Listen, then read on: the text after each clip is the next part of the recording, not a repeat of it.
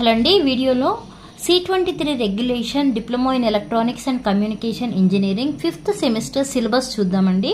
అంటే ఈసీ వాళ్ళకి ఈసీ 501 మొత్తం మీకు థియరీ సబ్జెక్ట్స్ వచ్చి 5 సబ్జెక్ట్స్ ఉంటాయి. అలానే ప్రాక్టికల్స్ కూడా 5 ఉంటాయి. టోటల్ 1000 మార్క్స్ ఉంటుంది. అంటే ఈచ్ సబ్జెక్ట్ అలానే ఈచ్ ల్యాబ్ కూడా 100 మార్క్స్ అనమాట. ఈసీ 501 సబ్జెక్ట్ వచ్చి industrial management and entrepreneurship. EC 502 embedded systems. ఇది C20 రెగ్యులేషన్ వాళ్ళకి లేదండి. ఎంబెడెడ్ సిస్టమ్ సపరేట్ సబ్జెక్ట్గా మీకు ఉంది. ఓకే, నెక్స్ట్ ఈసీ 503 వచ్చి optical and mobile communications. Next EC 504 industrial electronics and automation.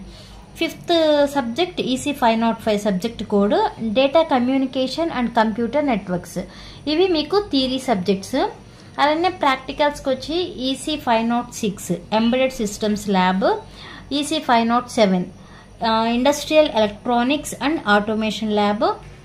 Next EC 508 వచ్చి లైఫ్ స్కిల్స్ అనమాట. ఇది అన్ని బ్రాంచెస్కి కామన్గా ఉంటుంది. Okay, life skills is common for all branches. Next EC 509 వచ్చి advanced communication and networking lab. EC 510 అంటే project work ఉంటుంది. ఆ ప్రాజెక్ట్ వర్క్ కూడా 100 మార్క్స్. అంటే మరి పెద్ద ప్రాజెక్ట్స్ ఏం కాదు, చిన్నగా ఏదైనా ప్రాజెక్ట్ చేయాల్సి వస్తుంది. ఆ ప్రాజెక్ట్ వర్క్ కూడా 100 మార్క్స్. మొత్తం టోటల్ మీకు 1000 మార్క్స్ ఉంటుందండి 5th semester C23 regulation EC వాళ్ళకి.